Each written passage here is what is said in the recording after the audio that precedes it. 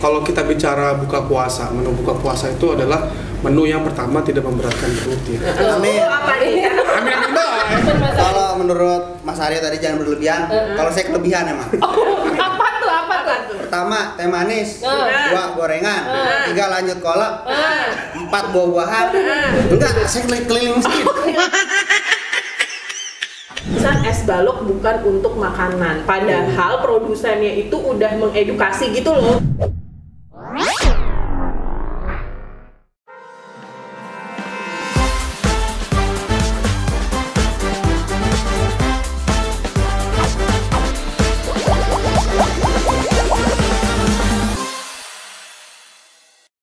Lebaran sebentar lagi, baju lebaran kayaknya seneng banget ya. beli. Abis makan jangkrik nih kayaknya. Itu makanan kesukaan ya. Mau buka puasa, sahur, takjil itu harus ada unsur jangkrik. Jadi kalau orang takjil, berkuar takjil itu yang manis-manis, itu cari jangkrik. Nggak perlu war, nggak perlu ya. ya, karena kan nggak ada yang makan selain saya. Tapi ngomongin luar takjil, aku agak bingung nih sebenarnya. Kalau misalnya pas jam 3 segitu banyaknya pedagang nih ya, pedagang banyak kan di jalan-jalan ya. Lu milihnya kemana ya yang enak nih? Iya. Yang enak pasti yang aman, yang bersih gitu ya. Nah itu makanya kenapa saya pilih jangkrik. Jadi memang kita tuh harus memilih takjil. Jadi nggak cuman banyak warnanya menarik, tapi memang harus ada yang dipilih ya. Jadi sebenarnya sih bukan jamnya terus kita buru-buruan beli, tapi yang perlu kita lihat itu ini tuh bener nggak sih takjilnya gitu. Tapi ini kan kata Reni nih ya. Kita juga perlu denger nih kata teman-teman kita yang lain nih, yang notabene memang pegawai BPOM juga, tapi keseharian dia memilih takjil tuh yang kayak gimana sih gitu. Tapi ini kata BPOM. Bukan kata Reni jadinya.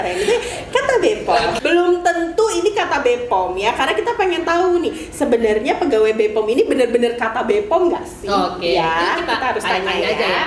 Kita panggil ya. Iya, hari ini bukan narasumber ya. Bukan, ini cuma obrolan aja, kata obrolan. mereka aja. Yuk, kita panggil mereka dari BPOM. Aku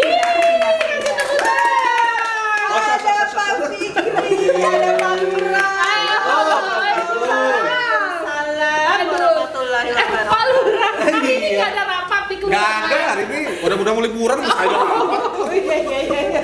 Walaupun udah dapat THR, tapi style hari kita tuh Senin menyesuaikan ya. karena hari ada hari kerja masuk, jadi harus rapi. Udah ngisi khotbah berapa hari taruhan? Belum, karena masih Jumat pagi. Pak jangan lupa nanti Jumatan Pak. Oh iya. Tapi kayaknya nih ngeliat dari postur badan hampir 1 bulan kita Ramadan, ini postur badan nggak berubah. Ini malah agak nambah. Postur gorengan ya. Ini jangan-jangan takjilnya nih berlebih nih teman-teman. Udah pasti berlebih ya ini makanya. Coba deh cerita dulu. Kalau proses ini Pak Fikri, proses takjilnya gimana? Yang pasti sih saya cari yang manis-manis. Yang manis-manis semanis. Cewek yang manis. Merasa terpanggil soalnya ya. Kalau Pak Aryo juga seperti cewek yang manis. Kalau saya sih simpel sih. Kalau kita bicara buka puasa, menu buka puasa itu adalah menu yang pertama tidak memberatkan perut ya. Amin. Apa nih? Amin amin bye. Belum. Karena Pak Aryo perutnya udah berat. Kalau udah berat jadi jangan ditambah lagi beratnya. Jadi tambah berat lagi. Kayak gimana nih Pak? Biasakan kalau saya sih biasanya berbuka dengan sesuatu yang memang tidak berat, seperti misalnya kurma. Kalau kurma 1 kilo itu rakus namanya. kan berat juga ya. Jangan berlebihan lah, karena segala sesuatu yang berlebihan itu memang tidak baik. Nah, kalau lagi Mas Aris gimana Mas Aris? Kalau menurut Mas Arya tadi jangan berlebihan. Kalau saya kelebihan emang. Apa tuh? Pertama teh manis, dua gorengan, tiga lanjut kolak, empat buah-buahan, baru makan hidangan penutup. Itu kayaknya THR adanya dari awal Ramadan ya. Iya. Kan lumayan soalnya ya untuk menyediakan itu perlu budget yang banyak ya. Enggak, saya keliling masjid.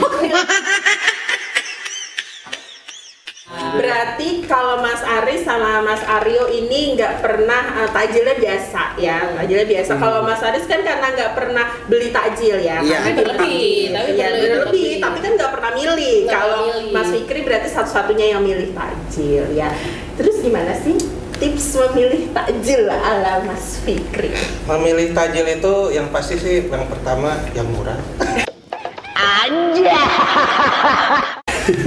Oke, yang murah ya. Iya. Yang murah. Yang kedua, PNS banget ya. mengenyangkan. Mengenyangkan. Nah, ini Yang kayaknya ketiga, ini yang habis penting nih, nih, habis. yang bersih. Waduh, ini benar-benar kata Bepom. yang Iya. bersih. Jangan-jangan Mas Fikri ini adminnya Instagram Balai Besar Pom di Serang Oh ya? bukan saya. bukan, Soalnya kan? saya nggak dapat honor. Soalnya itu sering banget kan edukasi tentang takjil yang bersih gitu. Sebenarnya gini, yang bersih itu kita lihat dari tempat majangnya dulu ya kan. Gimana nih Ya ada tempat tempatnya enggak gitu kan. Jangan sampai si gorengan atau misalnya tempat makanan itu ya dibiarkan terbuka seperti itu kan. Berarti nggak pernah ya? Udah nggak pernah beli lagi gorengan yang tempat terbuka ya? Jujur. Tapi ini ya. Tapi gimana? Ada stereotip kalau misalkan makanan yang enak itu malahan makanan yang kebersihannya tuh kurang. Kadang Iya, ada benar, yang benar. di samping selokan tuh, udah gitu kena asap kendaraan, udah gitu ngolahnya pakai tangannya juga sembarangan. Malah itu yang katanya. Oh, perindapan ya? Perindapan Orang kayak gitu. ya? Coba kalau kita ngeliat Malah di itu yang Instagram enak, yang itu kan, yang Endapan itu endapan ya. gitu kan kayaknya emang menggugah selera ya. Karena waktu kita kecil kan kayak gitu ya, yang dicari itu kan yang rame gitu, yang rame, yang kebuka. Karena kalau yang ketutup itu kan kita nggak tahu ya di dalamnya itu apa gitu. Kalau yang kebuka, risol tuh gitu. Kalau yang tutup mah kan. taruh aja. Atau jangan-jangan kita yang biasa makan makanan yang seperti itu pas makanan bersih malah jadi mencret. Ah iya, jadi nggak terbiasa kan makanan bersih. Enggak dong enggak ya. dong, ya. Kita luruskan lagi ya. Tadi fenomenanya nggak bener ya. Itu tuh nggak bener. Memang fenomena masyarakat Indonesia tuh masih banyak kan kayak gitu. Tapi itu kan yang salah. Salah. Ya diluruskan Dan itu loh ini. paradigma ya yang katanya betul. bule kalau makan makan di Indonesia pasti sakit perut karena udah terbiasa bersih gitu. Padahal kalau kita lihat angka kesakitannya di luar negeri ya, maksudnya angka kesehatan atau angka kesakitan itu lebih angka kesakitannya lebih dikit dibanding Indonesia karena kebersihannya itu terjaga gitu. Makanya waktu di sini ya wajar sih kalau dia mencret-mencret ya, karena di sana itu bersih. Dan kita kan pengennya Indonesia itu sehat ya, dan generasi emas di 2045. Jadi kita harus bersih ya, walaupun murah tapi yang penting bersih. Oh, yang bersih tuh. Iya Termasuk dong. yang kedua. Kita taruh aja maunya yang Nah, tertutup pengen ya. kan. Iya, Masa iya, beli iya. tajil maunya yang terbuka Iya. ya. Yang kedua Nah, juga berarti milih selain tajil, tempatnya bersih, itu yang dagangnya, yang ngedagangin ya atau pelaku dagangnya itu, Pelaku usahanya. dagangnya itu harus bersih juga. Oh, bersih apa cantik? Beda tipis nih. Itu sekalian. Ah, berarti. sekalian. Kalian Apalagi kalau tertutup agak-agak menor-menor gitu. Mantep ya. Jadi kalau Mas Aryo itu milih tajil kayak milih istri ya. Waduh, betul banget. Karena kan kita bicara takjil itu sebenarnya makanan pokok ya. Nah, makanan itu adalah kebutuhan pokok. Jadi sebisa mungkin kita pilih yang terbaik. Berarti kalau Mas Aris milih istri udah tahu dong.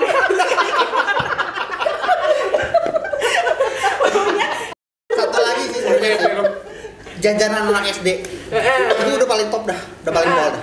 Enak emang betul. Ini ngomong-ngomong anak SD, sebenarnya anak SD tuh kasihan banget ya sebenarnya. Sebenarnya anak-anak usia SD itu kan memang butuh banget makanan yang bergizi, yang Betul, bersih ya, yang sehat gitu. Tapi memang dibombardir sama makanan yang tadi diceritain Mas Aris itu ya. Pernah lihat fenomena kayak gitu pastinya ya? Sampai sekarang juga masih lihat. Asik. Pernah nggak sih kalau di daerah-daerah sini ada anak-anak SD yang jajanan kayak gitu terus keracunan gitu? Keracunan gitu. Beberapa kali itu ada. Oh, Kita apa tuh tugas keracunan ya dulu ya? Beberapa Gimana? kali itu kan ada kasus yang dia anak SD itu keracunan ya dari jajanan-jajanan yang seperti itu.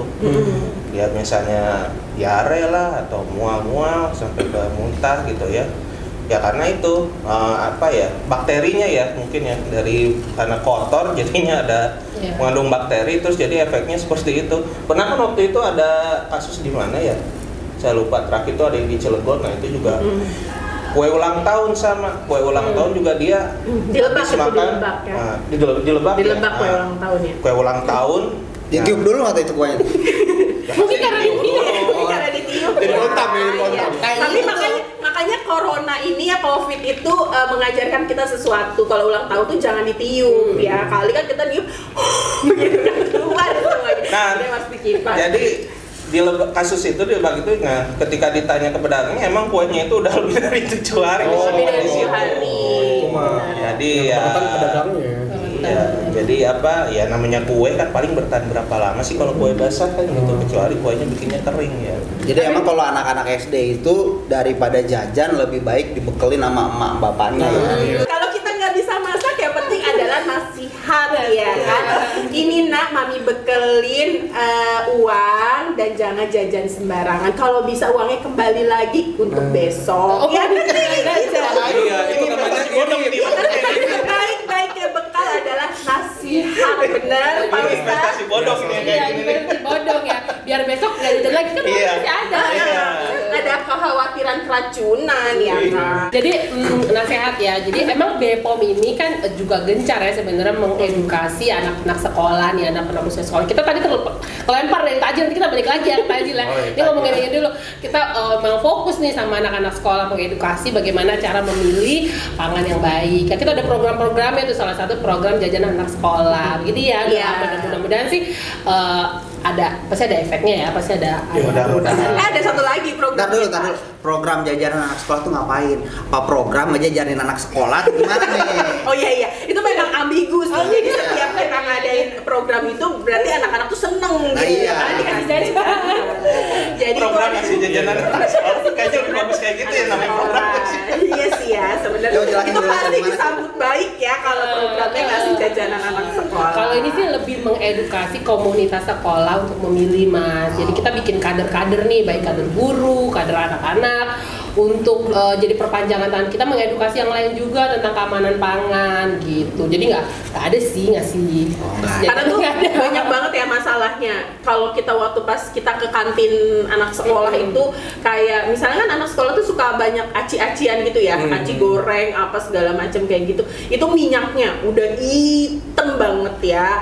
Terus es batu. Nah ini nih lagi kita balik lagi ke takjil. Kita ngomongin es batu, jajanan sekolah, takjil ini satu gandengan ya. Karena masih banyak banget orang yang jualan es batunya tuh pakai es balok. Tahu nggak es balok tuh apa? Untuk dingin ngawetin ikan misalnya. Iya, ikan. Sama otaknya Mas Aris ya. Kadang-kadang sih, bener itu. Nah, padahal ya waktu itu kan juga ada ya tim pengawas Balai Besar POM di Serang itu ke tempat es kristal ya. Nah, es kristal itu kan harus punya izin BPOM. Terus di tempat es kristal itu dia juga bikin es balok. Nah, di notanya itu ada tulisan. Jadi di notanya itu tulisan es balok bukan untuk makanan. Padahal produsennya itu udah mengedukasi gitu loh gitu ya. Bahkan di notanya itu tulis gitu, kecetak ya. Tapi tetap masih banyak yang beli es balok untuk itu. Ya itu biasanya sih dibelinya sama pedagang. Iya, untuk pedagang. Padahal es kristal tuh harganya juga nggak mahal ya. Lebih murah dia kan. Jadi belinya esnya yang murah kan, yang namanya es balok kan biasanya kan dari air apa tuh, air tanah, air mentah, bukan air Mentah matang. lah, masa air matang butuh Iya. berapa galon ya. Masak air biar mateng. Lanjut. Lanjut. Ayo, Mas Arya ya. Minumnya sekutan. Lanjut. Ayo, terakhir loh. Kita semua udah pada datang. Cukup sekian dan terima kasih.